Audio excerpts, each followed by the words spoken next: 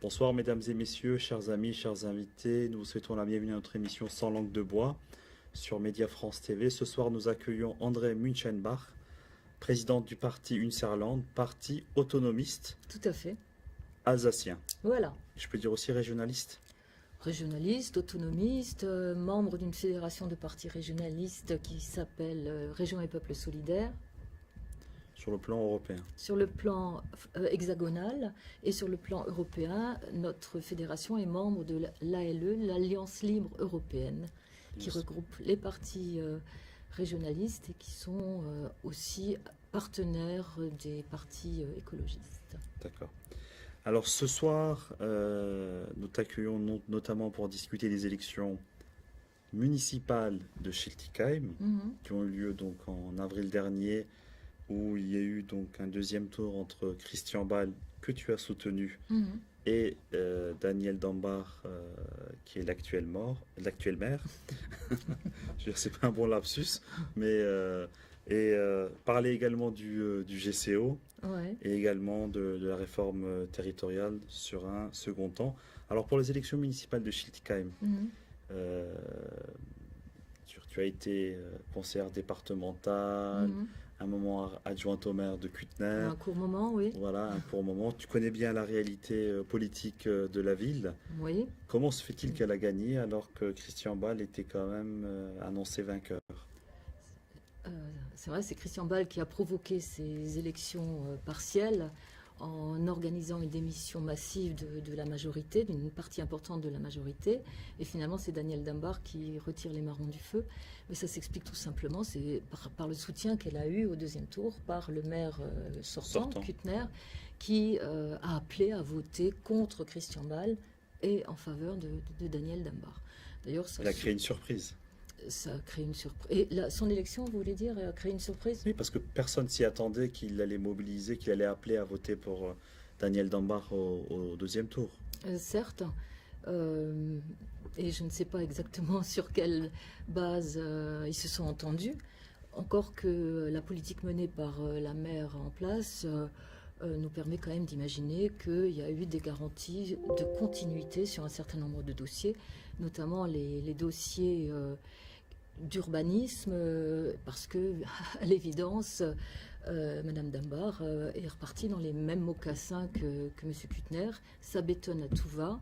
Et les habitants sont, il me semble, assez mécontents. Et d'ailleurs, il y a un fait assez intéressant. Moi, j'ai engagé une procédure contre la cession, la braderie de certains bâtiments, l'ancienne mairie par exemple, que j'ai gagnée auprès du tribunal administratif. Et étonnamment, Madame Dambach prend le même parti que le promoteur que j'ai attaqué et fait appel de la décision du tribunal. Décision qui pourtant est favorable à la commune puisque ça permet de reconsidérer une vente qui a été faite sur des bases vraiment de sous-estimation. Je ne vais pas rentrer dans les détails, mais il me semble que c'était l'occasion de redélibérer et de négocier avec le promoteur pour qu'il réduise un petit peu sa part de bénéfice, qui était considérable, parce que vraiment, il a eu ses bâtiments à un prix cadeau. Et je m'étonne, Madame Dambach fait appel en même temps que le promoteur. Donc ça veut dire que, in fine, les promesses électorales qu'elle a dites pendant la campagne, in fine, elle ne les respecte pas. Notamment sur des dossiers importants comme le Dinghof, où je pense même il me semble même qu'elle a dit à un moment qu'elle s'opposerait donc à tout projet immobilier sur le site et que si elle ne pouvait l'empêcher, elle mettrait son mandat en jeu, elle démissionnerait. Bon, non seulement elle ne démissionne pas, mais elle ne fait rien pour empêcher un projet de je sais pas, 15 logements dans un cœur d'îlot qui était destiné à être un verger communal sérieux, un sérieux verger communal, alors que là, ça va être verger réduit à, je ne vais pas dire à la taille d'un pot de géranium, mais enfin bon, on est loin du projet ambitieux et généreux pour la commune. D'accord. Et donc, si elle continue sur cette lignée, il risque fort d'avoir en mars 2020 une alternance à nouveau. C'est-à-dire que... Il me semble qu'elle est souhaitable. Elle est souhaitable, d'accord. Alors pour le chapitre concernant la ville de Schiltigheim, on va fermer la parenthèse et on va passer au GCO, Grand Contournement Ouest. Donc il y a une actualité très bouillonnante concernant le Grand Contournement Ouest, que nous avons tous suivi ces derniers jours, notamment par une très grande manifestation, le maire de Kolbsheim, qui a été gazé, les habitants qui ont été gazés. Vous savez, on regarde tous les informations au quotidien, on écoute la radio, on regarde la télé, et j'ai vu dans toutes les manifestations qui se passent à Strasbourg ou dans la région Alsace, j'ai vu une rareté, je veux dire, la manière dont la police a géré la violence. Je veux dire, c'était vraiment, pour moi, c'était un peu choquant. Les images étaient choquantes. Tout à fait. Il y avait des personnes âgées. On aurait pu le faire différemment. Je peux comprendre que l'État a tranché, donc veut appliquer la décision qu'elle a prise, mais à un moment donné, il faut aussi laisser à la partie adverse, celle qui la conteste, d'avoir un espace où ils peuvent justement contester, où ils peuvent s'exprimer. Et je trouvais il y avait quand même la gestion policière n'a pas été cohérente sur ce dossier-là. L'action des policiers, non, a été très, très brutale, mais c'est sans doute les ordres qui leur ont été donnés par le préfet et puis sous couvert du gouvernement. Et c'est d'autant plus choquant que 2 jours avant, donc samedi, il y avait une manifestation importante, 5000 personnes dans les rues de Strasbourg, manifestation bon enfant, pacifique, et qui débouche sur des scènes de violence qu'on n'imagine pas, qui sont complètement intolérables. À Strasbourg la manifestation à Strasbourg et la violence dans la forêt de Kolbsheim. Et c'est d'autant plus insupportable que ce que demandaient les manifestants, les opposants au projet, était tout à fait recevable. Ils demandaient qu'on prenne en compte, à défaut d'avoir déjà pris en compte toutes les décisions défavorables au projet, que ce soit celle de l'enquête publique, que ce soit celle du comité pour l'environnement, etc., qu'on accède à la demande d'un moratoire, puisque le tribunal de Strasbourg était saisi par des recours en référé, dont l'un d'ailleurs a été jugé vendredi dernier. Et donc, demande légitime, on est encore en principe dans un état de droit. Quand la justice se saisit d'un dossier, on attend les décisions de la justice avant de commettre des actes irrévocables. Et notamment, d'ailleurs, les avocats, l'association des avocats s'en est émue, relayée par l'association des droits de l'homme, un référé n'autorise pas qu'on mette en œuvre des décisions irrévocables comme le fait de déboiser une forêt, enfin d'abattre des arbres, notamment des arbres centenaires. Le jugement qui a été rendu vendredi dernier, vendredi dernier, donne raison aux opposants et suspend les travaux en cours. Et la semaine prochaine, mercredi, il y a un nouveau jugement qui est attendu. D'ailleurs, il y a une mobilisation, et moi j'invite tous ceux qui sont convaincus que le GCO c'est une absurdité, mais dangereuse pour l'avenir de notre Alsace, de notre plaine du Rhin. Je les invite à soutenir le recours déposé par Alsace Nature. Donc il faut saluer l'implication intelligente et puis les résultats cohérents. D'accord. Mais concrètement, le jugement de vendredi dernier, c'est l'arrêt des travaux par rapport au GCO, donc cette autoroute de 22 ou 23, 24 km. 24 km qui va contourner Strasbourg par l'ouest. C'est pour ça que ça s'appelle Grand Contournement Ouest. Mais c'est pas un jugement sur le fond. Donc c'est-à-dire que c'est l'arrêt des travaux temporaires, mais c'est pas un jugement. C'est-à-dire que l'État, dans sa volonté politique, ils vont à un moment donné quand même mettre en œuvre ces travaux-là et l'autoroute sera quand même réalisée à terme.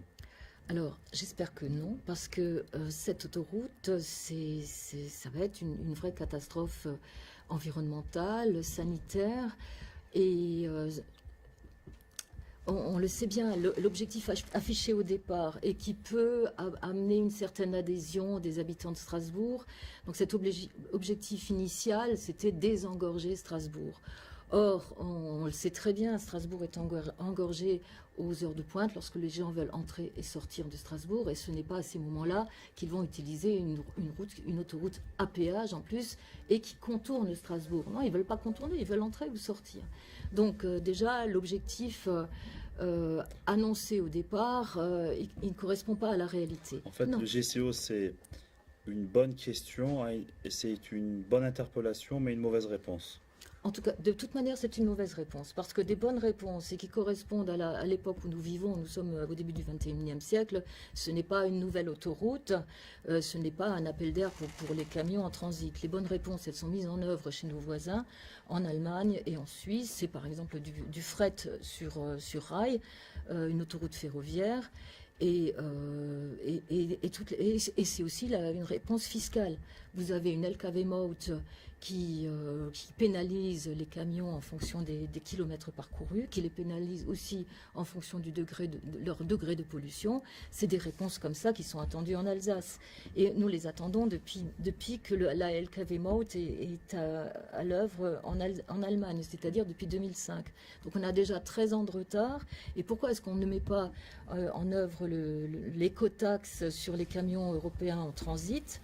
D'une part parce que on a un fonctionnement uniformisant, hein, on est la France, République une et indivisible, donc s'il faut mettre une écotaxe en place quelque part, il faut la mettre sur tout le territoire.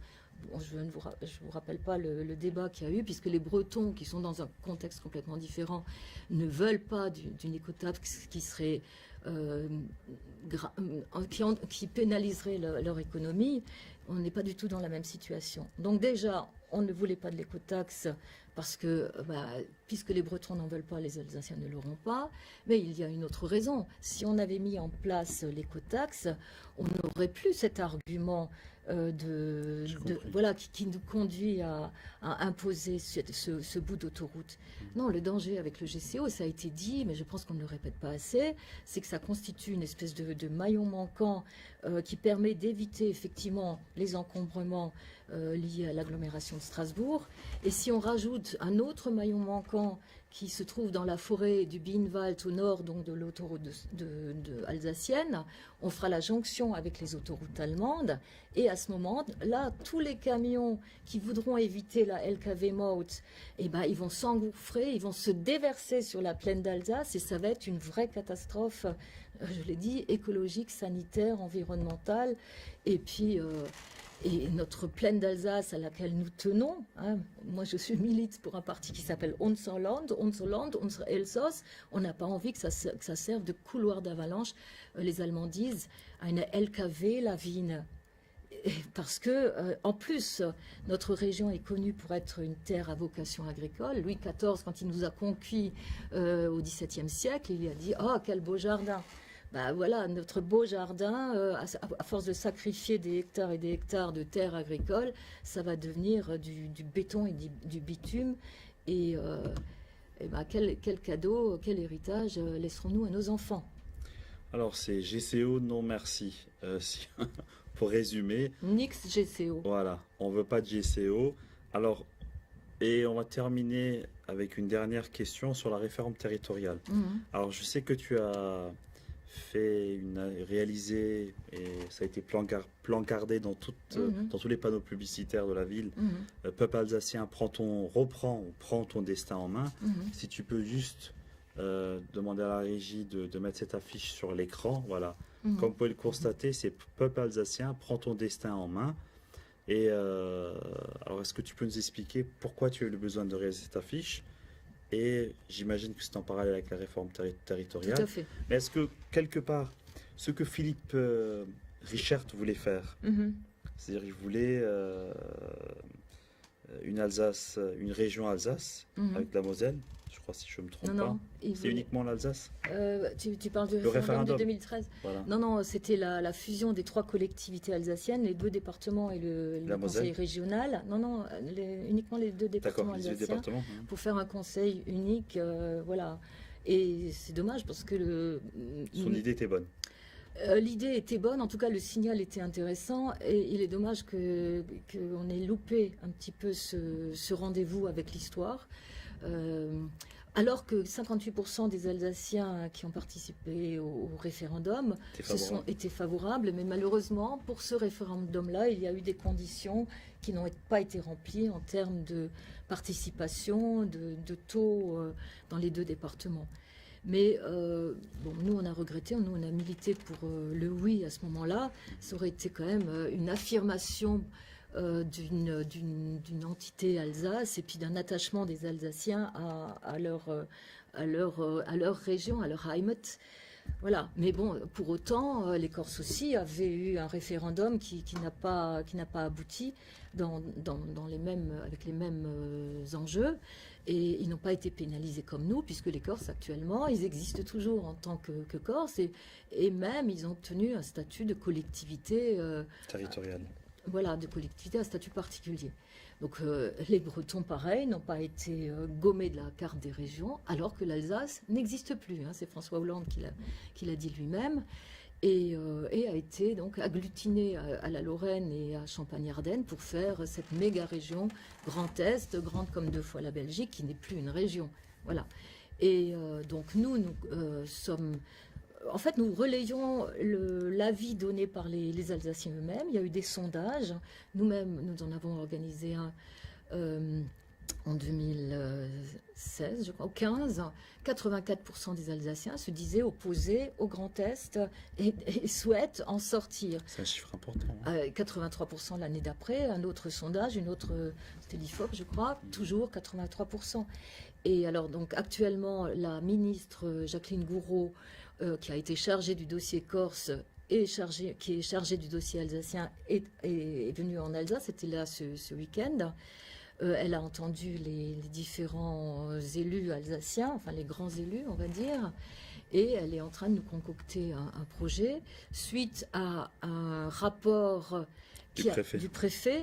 Donc déjà ça, c'est exceptionnel. À l'évidence, maintenant, on a compris à Paris qu'il y avait un malaise alsacien et que ça bougeait et que cette réforme, ce dessin... Elle est en contresens par rapport à la réalité. Mais n'est pas acceptée par les Alsaciens. Et avec de bonnes raisons. François Hollande lui-même, dans son livre, l'admet. C'était un soir, je ne sais pas, c'était peut-être pas entre la poire et le fromage, mais c'est tout comme, sur un coin de table, il a pris sa gomme, son crayon, et puis à un moment, on était mariés juste avec la Lorraine. Après, parce que Champagne-Ardenne, ça n'allait pas avec le Nord, enfin je ne sais pas exactement, on nous a rattaché les Champagne-Ardenne. Alors que nous, Champagne-Ardenne, on n'a rien contre nos concitoyens champenois-ardennais. Mais en fait, déjà, physiquement, notre région n'a aucune limite commune avec cette ancienne région. Et donc et puis voilà, tout le monde sait que on sort perdant de ce mariage forcé, et c'est pas pour rien qu'on a choisi l'image du boulet pour exprimer ce que représente pour nous le Grand Est. Donc et là, quand on a un boulet au pied, on essaye de s'en libérer. Donc actuellement, quelque part, nous sommes en train de faire marche arrière, c'est-à-dire que l'État, à travers ses services, à travers son préfet et également avec ses collectivités territoriales, parce que là on parle d'une fusion entre le Bas-Rhin et le Rhin, donc 67-68. À terme, on sera sur une collectivité unique d'Alsace. Alors attention, fusion de 2 départements, ça donne un nouveau département. Or nous ne voulons pas d'un département Alsace. Un département, ça a des compétences spécifiques, très limitées, oui, mais André, pas politiques. Pas politique, mais historiquement la région. C'est aussi une réforme que François Mitterrand avait menée au début des années 80. Donc les régions n'existent que depuis, on va dire, 35-40 ans. Et avant, ça n'existait pas aussi des régions. Sous la forme institutionnelle, oui, certes. Mais bon, l'Alsace a toujours existé, a une histoire de plus de 1500 ans. Il y a eu des ducs d'Alsace. Enfin bon, il y a des villes libres, la décapole. Enfin, on a une histoire riche. Et ça, on ne veut pas le laisser gommer. En plus, notre histoire, elle est liée aussi à notre culture, à notre langue. Or, on est dans une situation où la langue de la région, l'Elsasserditch, est en train de disparaître. Il n'y a plus que 2% des enfants qui le parlent, alors qu'il y a quelques décennies en arrière, 98% de la population était bilingue. cause de quoi, d'après À cause de quoi? Écoutez, c'est le bilan de nos hommes politiques, de 70 ans de non-politique linguistique en Alsace. Voilà, c'est simple. Il y a des... Donc, depuis la Première Guerre mondiale ou l'après deuxième? Après, bon, déjà, ça s'est préparé après la Première Guerre mondiale. La population a mieux résisté. Mais là, depuis la fin, depuis 1945, on descend... on a une expression en alsacien qui n'est pas très jolie, mais bon, je vous la livre quand même. Hein. Bon, on descend à une mauvaise pente. Au détriment de la population. Parce que quelqu'un qui est bilingue, qui parle la langue de la région, qui se trouve être également celle de nos voisins immédiats, le Bade-Wurtemberg, la Suisse, qui par ailleurs sont des partenaires économiques de premier plan, celui qui ne parle plus, qui perd cette langue, il gagne des handicaps. Hein, il est handicapé économiquement. Voilà. Et puis je ne parle pas non plus de tout l'intérêt à profiter d'une culture millénaire. Écoute, je veux dire, c'est sur la langue, moi je te soutiens totalement. Je pense que quand on a une double appartenance, moi-même je suis un franco-turc, je sais à quel point il y a une difficulté sur la transmission, sur les jeunes générations, d'apprendre la langue turque. Je pense que quand on a une double appartenance, on a une double richesse, on a une double culture et il faut la faire vivre, il faut l'entretenir et surtout il faut la faire vivre. Je veux dire, c'est pas évident. Et je pense que ceux qui parlent la langue alsacienne, qui est la langue de leur région, donc du lieu où ils vivent, de leurs aïeux, voilà, de leurs racines, il faut la faire vivre. Je veux dire, il faut le soutenir dans le cadre d'une volonté politique. Sur ça, je suis entièrement d'accord avec toi parce que c'est pas normal parce que la langue, c'est tout, c'est la culture. C'est les racines, c'est la poésie, c'est tout, c'est la chanson, c'est tout la langue. Donc on perd la langue, ça veut dire on perd énormément de choses. Et je dirais c'est aussi une ouverture d'esprit. Quelqu'un qui parle deux langues, il pense de deux manières différentes. On pense comme ceux qui ont, enfin avec deux cultures différentes. Donc on est plus ouvert, on est plus riche. Et c'est fondamental. Et alors moi, Montsholand, si on existe, c'est bien qu'on veut pallier la défaillance des politiques en exercice depuis 70 ans en Alsace et qui sont comptables de ce résultat. Je le répète, il n'y a plus que 2% de nos gamins qui comprennent la langue de leurs grands-parents. Et il y a peu d'ambition politique à l'œuvre pour enrayer ce déclin et pour rebondir. Nous nous inspirons de modèles qui fonctionnent. Je pense par exemple à un Land allemand qui est voisin, c'est la Sarre. Et il y a un projet politique qui est mis en œuvre, qui se fixe pour objectif à horizon d'une génération de rendre ce territoire bilingue, alors que historiquement il ne l'a pas été. Et nous, face à ça, alors que notre région, elle est bilingue, elle est germanophone et francophone, on se satisfait d'un déclin. Et par ailleurs, on postule l'idée d'une eurorégion. On veut sauver Strasbourg, capitale européenne. Mais l'Europe, ça se décline aussi par la fin du monolinguisme. Voilà, une région qui se prétend avoir une vocation européenne, elle ne doit pas laisser mourir la langue qui fait son histoire. On ne laisse pas mourir la langue qui fait notre histoire, qui fait l'histoire de l'Alsace, c'est l'alsacien. Donc soutenons la démarche, soutenons André Münchenbach dans sa dynamique politique par rapport à la langue alsacienne. Je pense que c'est un combat honorable. Nécessaire, légitime et tout naturel. Voilà. Mais ça s'adosse sur un combat aussi pour une institution Alsace. C'est pour ça, alors, la ministre et le préfet, d'ailleurs, suivent la consigne donnée par le président Macron, qui dit, bon, l'Alsace, on va peut-être voir ce qu'on peut faire, mais elle restera dans le Grand Est. Or, je le rappelle, 83% des Alsaciens sondés sont pour une sortie du Grand Est.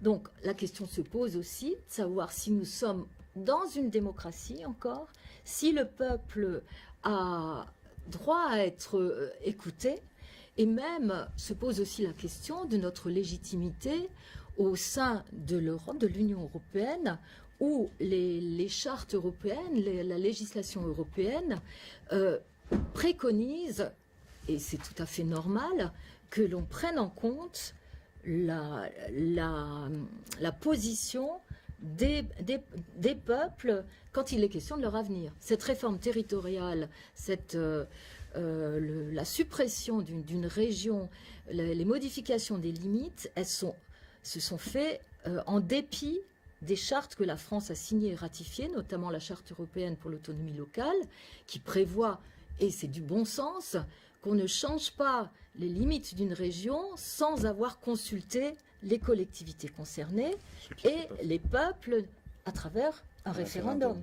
Mais bon, référendum, ça marche bien en Suisse, parce qu'en Suisse, on est un État démocratique, on pratique une démocratie directe, mais dans notre France, où la représentation politique, enfin, où le peuple est obligé de déléguer à des représentants qui sont élus souvent avec des scrutins où il y a une part d'abstention considérable, qui n'est malheureusement pas prise en compte, eh ben, on se retrouve dans des situations où on nous impose des choses qui sont contraires à nos propres intérêts, que ce soit le GCO ou la fusion territoriale. En tout cas, je pense que tu l'as très bien défendu et tu l'as très bien expliqué. Et je te remercie de ta présence. Mais je t'en prie, avec plaisir. J'espère pour d'autres émissions, en fonction de l'actualité politique. On se permettra de nouveau de t'inviter à nouveau. Avec grand plaisir. Voilà. Écoutez, je vous souhaite une bonne soirée. Je vous dis à lundi prochain avec un nouvel invité. N'oubliez pas de dire à ceux qui vous sont chers, à ceux qui vous sont proches, que vous les aimez. Et je vous souhaite une bonne soirée. À très bientôt.